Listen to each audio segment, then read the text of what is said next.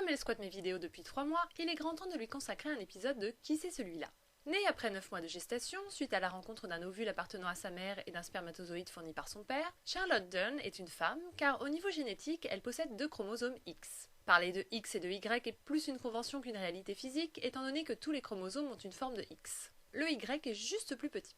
Enfin, quand je dis les chromosomes ont une forme de X, on est habitué à les voir comme ça sur les cariotypes, mais cette configuration n'existe qu'au moment de la mitose. Le chromosome en X, c'est celui qui a déjà répliqué son ADN et qui est sur le point de se diviser. La plupart du temps, les chromosomes sont indistincts dans le noyau de la cellule, ils forment une grosse pelote de chromatine et...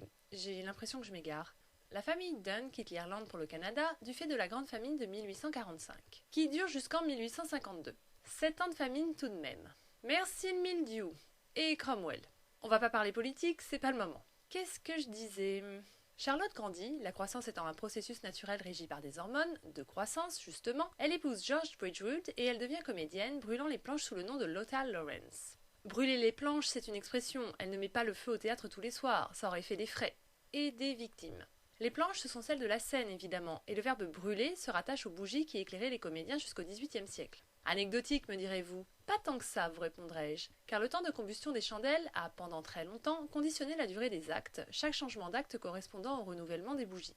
Et puis la fumée dégagée par ce dispositif incommodait les spectateurs et imposait des entr'actes réguliers. Sans parler du risque d'incendie ou des costumes qui s'enflammaient en plein spectacle.